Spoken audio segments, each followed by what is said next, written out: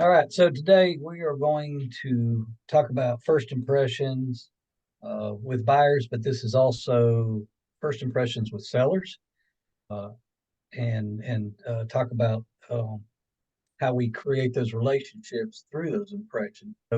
Um, so if we start at the topic thing again, remember, our journeys of where they're at.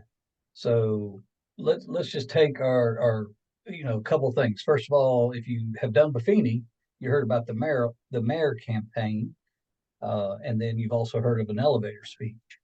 So when we talk about like a mayor campaign per se, that is more of a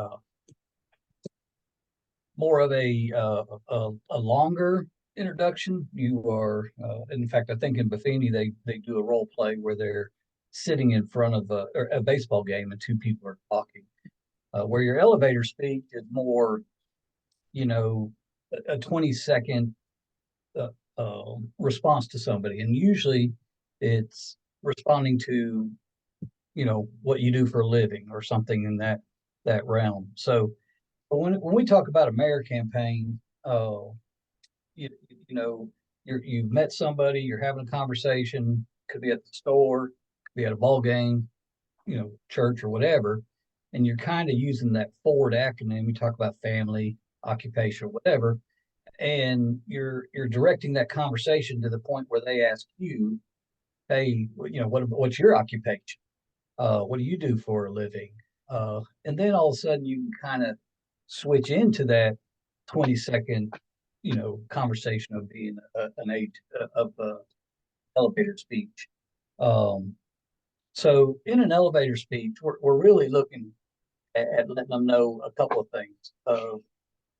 You know how to do something well, and in fact, you here's the problem. So hey, um, I know how to help first-time homebuyers buy their first home.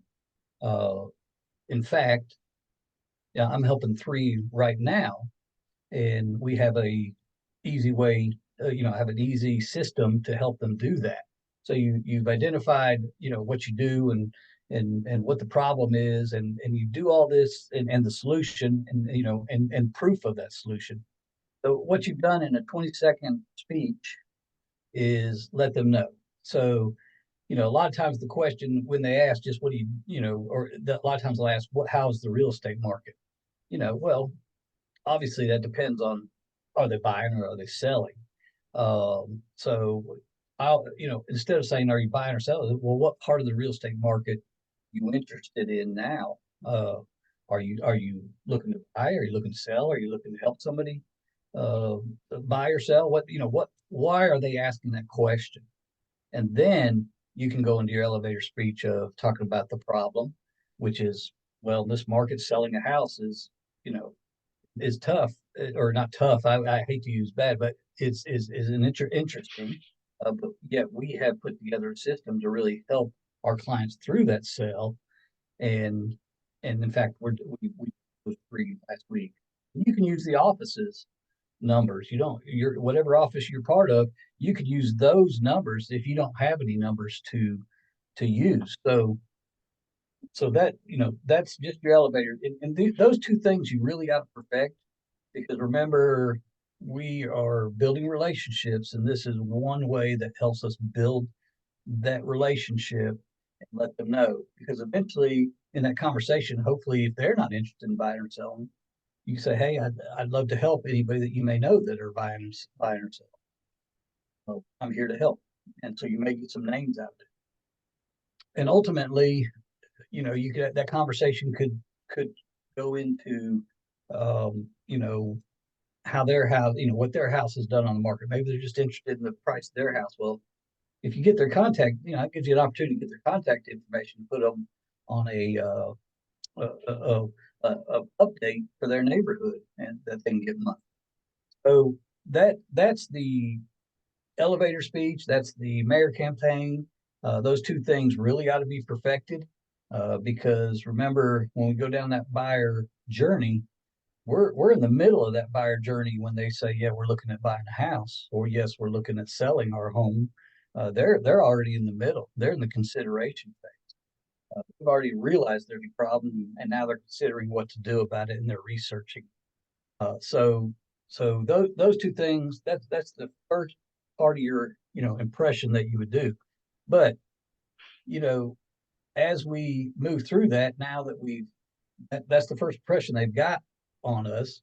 So now we've got to learn to connect with them more on a regular basis after that and connect with them on their level. Do they like text, email, phone calls, whatever? You've already met them, they know who you are.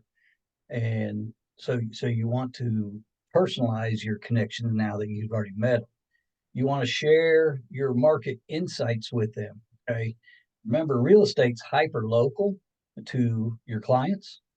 But they want to know the market in Murfreesboro, Tennessee. Not only that, they want to know the market in Shelton Square, if that's where they was very hyper local to them.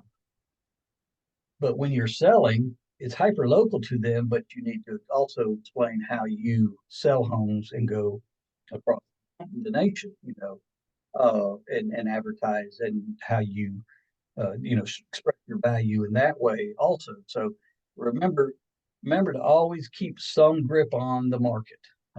When somebody is selling a home, you're going to actually do a little more as far as learning about that particular neighborhood, learning about that area. You hear me all the time say, know your product, know what you're selling. Um, and then every time you're talking to them, personalize it. So if you get that listing appointment, personalize that listing appointment. We've given examples out for listing appointments for buyers, for your first time home buyer, or your buyer's first appointment that you're meeting with them. Uh, take something and personalize that, whether it's a cover sheet that just has their name on it. That personalizes it. That shows that you took time and you're using their name and you're personalizing those things, and they really connect. People really connect with, one, their names, and two, knowing, and remembering those things, and something about them. Again, that's why that CRM is so important. We can put notes in there and always be doing. Remember to be tech savvy. And what I mean by that is, I know we all got websites. I know we all, hopefully we're all using our CRM. But also, I think tech savvy with first impressions also means making sure you're not putting anything offensive on your Facebook pages. Um, People are searching and they research you. You meet somebody and they're in the consideration phase. You better believe they're Googling you, or they're looking you up on Facebook and checking you out even further. So when you make it about family and activities and things like that, that's fine. But as soon as you start getting offensive, either politically, or anything, something inappropriate, they are researching you. And I think that's also part of being tech savvy. With you, always always be a problem solver. So I've said many a time that we want to, or in the service industry, sales and service. I don't like to be always considered a salesman. I want to be considered somebody that is serving and helping their clients. So always be that problem solver. Um, Figure out the problem with when they're listing. Figure out the problem they've had when they're trying to buy a home, and let's solve that problem. Let's be the solution for those things. Let's provide them the materials they need to help them get to that solution of the problem, and and that'll go a long way when you get a closed deal and you get those referrals. So don't make it about just the transaction. Don't be a transactional agent. Be that agent that will take a listing, take a sale, get it to closing, and long after that sale is still working for you. And that's how you grow and scale your business, and always staying in touch and keep working with those people like that. You're leaving a lasting impression when you do that. And you're creating advocates for your business. Cheapest advertising you'll ever do, and the best return on your investment. is by getting people to become your advocate and to get back with you. I've asked Steve to talk a little bit. If anybody knows Steve, he's excellent at getting in front of people. Uh, not not He's definitely not an introvert. He likes to get out there and talk. I wanted him to kind of just tell me his experiences on him introducing and how he gets to the point where he's letting people know that he's a real estate agent. So, Steve. What I do a lot of times, I try if I see people in a store, I make eye contact with them and I'll say hi, how you doing? I make small talk that way. Just like the other week, I was in Publix and the lady was getting balloons, and I said, well, I'm getting balloons too. And I seen that she had a birthday cake, and I said, oh, you got a children's birthday? And I said, my son's birthday is tomorrow himself. Started making small talk with her, and I said, it's crazy here in Murfreesboro, the traffic. She said, I know. I said, well, I've been a realtor for multiple years here, and I brought this up as a stat. I said, since 2010, there's an average of 600 people moving to Rutherford County every month. And she said, I can't believe that. And just bringing stats up, like Rick said, really helps out a whole lot. It makes you look like you're a professional and you're keeping on top of the market, in my personal opinion. That's how I usually try to bring up some kind of stat. Like since the last 5 years, Murfreesboro itself has grown 19%, and they're predicting keep growing that way. So I think bringing stats into them and keeping it personal really helps out a whole lot. And the office is really good about making buyers and seller booklet handbooks. I think when you go on a listing agreement or a listing to talk to somebody, you bring these booklets. I think it looks really professional. They do a great job in the office with that. And you leave that there with them, then they can always reflect back to you that you was there, because it's just part of the coffee table. You can just leave it right there on the coffee table for them, and they'll always have it. So in that personalization with their names on it, with things like that, don't make it all about you all the time. Um, Obviously, at some point, they may ask, well, how many homes have you sold? What have you done? Of course, if you're a brand new agent or you've only sold one home, we always recommend saying, well, our team has sold, which you use your brokerage number, or you're part of a group, which is your brokerage, and this is what they've done. So you can use those as a new agent, but don't come right in. And we've all seen it. We know when agents are out there, showing and bragging about all about them all the time. Uh, make it about them when you connect personally. Make it about them. Make it about what they're looking to do, what their problems are, and how you can solve them. Uh, and then and at the end of all that, maybe bring in your proof or what your office has done. So always do that. And then on even on the listing side, that listing presentation, I like it. I mean, yes, we've given you an example, and yes, we want you to make that your own. But one thing you can do to personalize even more is go grab a picture before you go on that listing of that house that you're getting ready to list and put it on the front cover. It shows that it's about them. It's not about you. And we are talking about your house, selling your house.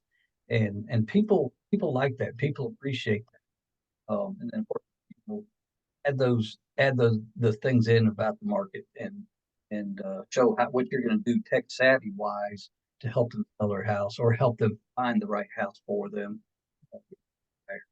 So thanks, Steve. Anybody else got how they've done meeting people?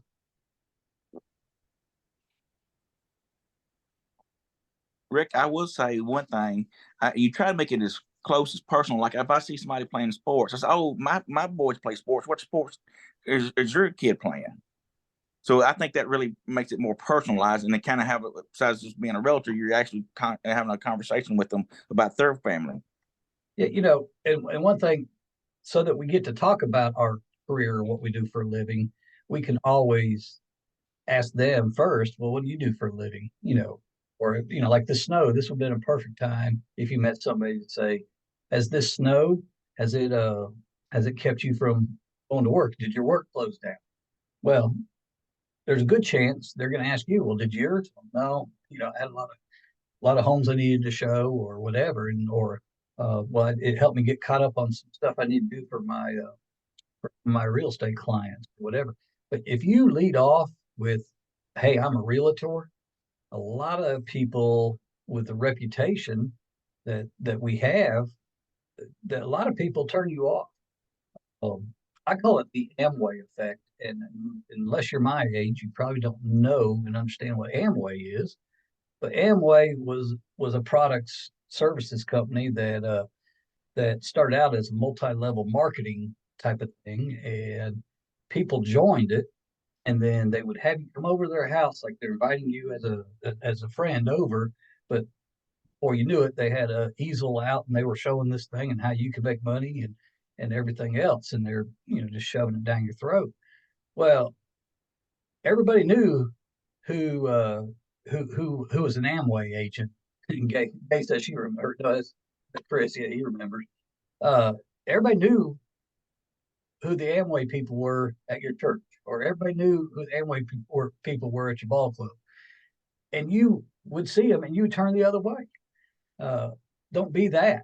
Don't and I think when you lead off right off the bat that you're a realtor, sometimes that makes people, a little push back on you. So try to start conversation another way, and then hopefully they're asking you what you do. That way they led the conversation into what you do. The nice thing is, it's like open houses. Open houses, they are there and they already know what you do. But that first impression at an open house is very important too. And that's why when you do an open house, know what other homes are for sale in that area. Know why the price for this house is this, or why the house that sold down the road, 2 blocks away, sold for 10,000 more. Well, that one was updated, this one's not, or whatever. Know those things. You're showing your professionalism on what you do. But this is the chance. They're walking in there. They're probably in that middle phase of the buyer journey. Now, yes, you'll have some window shoppers or people that just like to go out and look at open houses, and some people are just curious.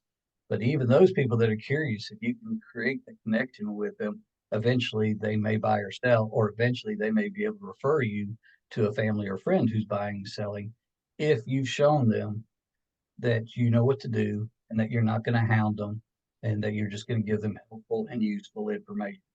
So, in my opinion, service is before sales. And if we keep it that way, you'll succeed. People like that, and they respond to that better. So, anybody got any questions or thoughts or experiences that they've had?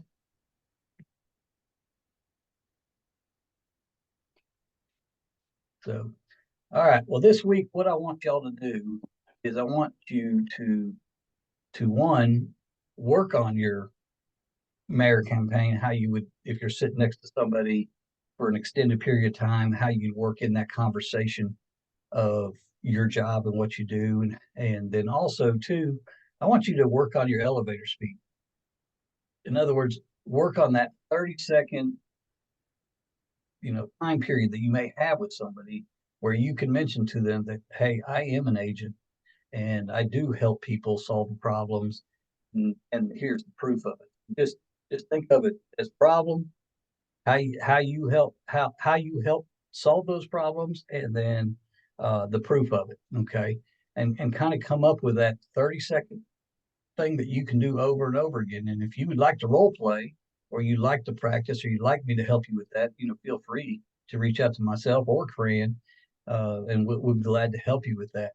But again, when you do that, you created a relationship a lot farther. Think of a cold lead that comes in on the internet. You haven't even had a chance to talk to them. You're talking to these people face to face. You're a whole lot farther down the relationship chain when you're able to do that. The other thing I want you to do is get those things done, and then I want you to do it with 2 people this week. I want you to always have that in the back of your mind, and when you get those opportunities, try it out. Okay. The goal eventually is to get their contact information. Obviously, you don't want to go right out and ask for that right away. But if they ask for something that is well, I've been curious about what's going on in my neighborhood. Offer that's the problem. Now offer the solution. Well, we can give you a market update, and it comes to you once a month. It's just an email. Uh, I won't be spamming you. I won't be all the time, but it just come once a month, give you an idea what's going on in your neighborhood. Well, we're thinking of buying, but not for a year. Well, I'll tell you what, I'll be glad to send you what's available out there now, just so you can keep an eye on what the market is. And it'll just come to you in your email. I won't bother you. I won't spam you. These are things that we can do to try to get their email, possibly even their phone number. And then make sure you make good notes in your CRM so you know how you met them, you know their names, and that way you're helping stuff. So any questions about that? Any thoughts?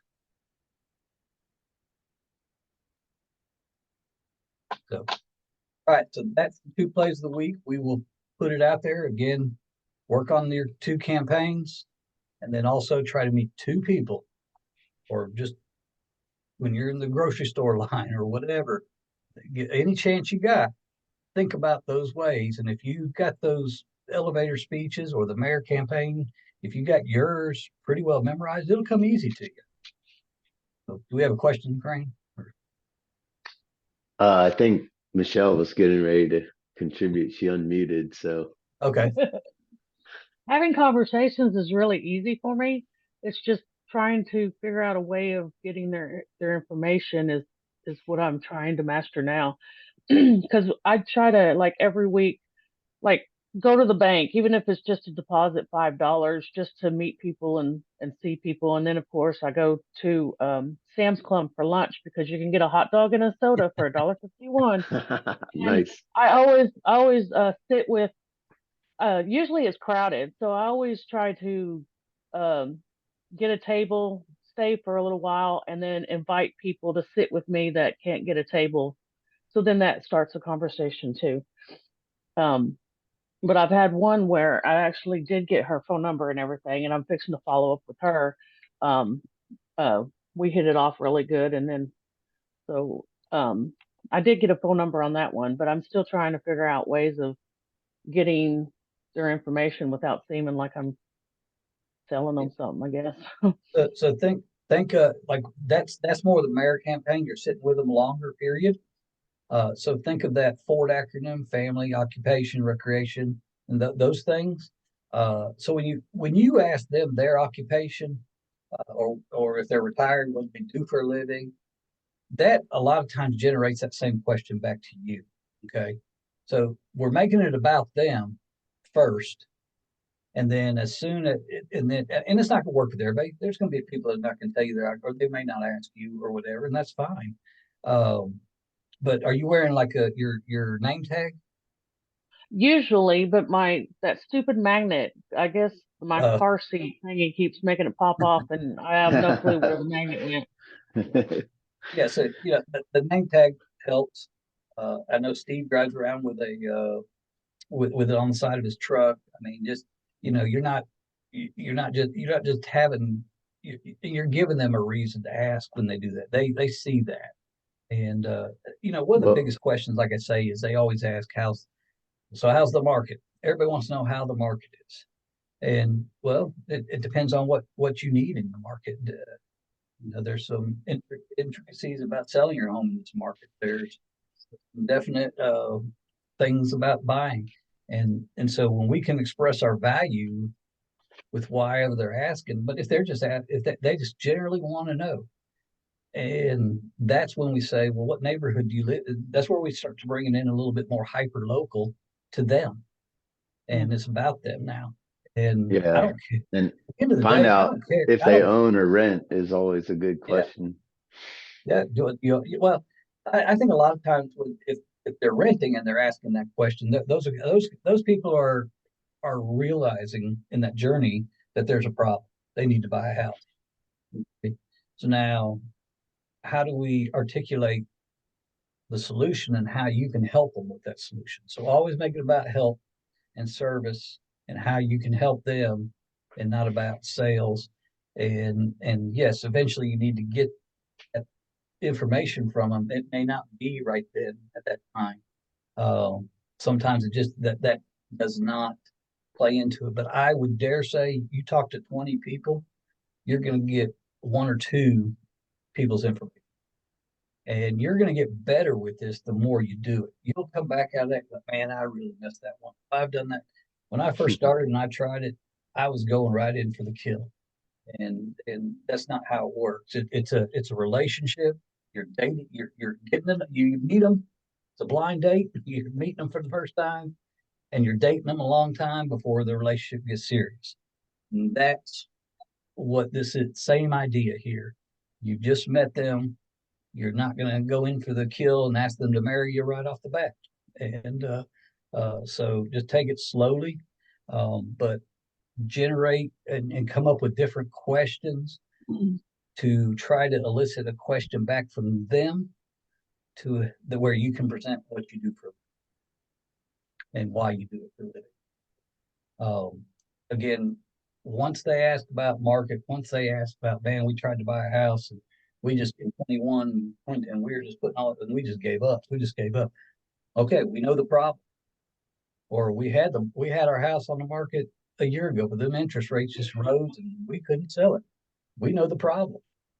So now we get to say, oh yes, I've had many a client that's saying, and we were successful with them. We've got systems set up to help with that. And yeah, I mean, I'd love to revisit that with you at some point.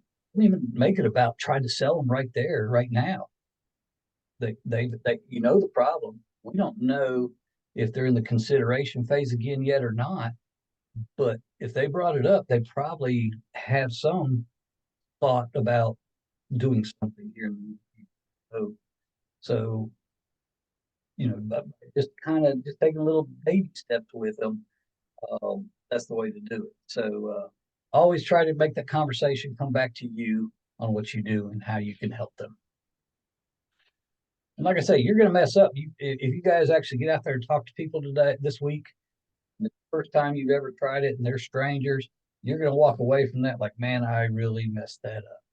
That's fine. Let's call me. Let's say, I want to hear what you said and let's see how we can do it better. And then, and you'll get better over time and it will be just become easy after a while. And you'll do it all the time. So thank you, Michelle. And thank you, Steve. Anybody else? All right. Well, I hope y'all have a good week. I think the snow's going to leave us. And I think things are going to pick up quite heavily over here in the next few months. So reach out to me if you got any questions or anything you need to talk about, and we will be glad to help you through it. And Cran's available also. So don't forget about Broker Open on Thursday at 11. You should be getting emails with that link on. Matt and Dr. Ben always have good subject matter every Thursday. So make sure you can join in on that. All right, everybody have a good week.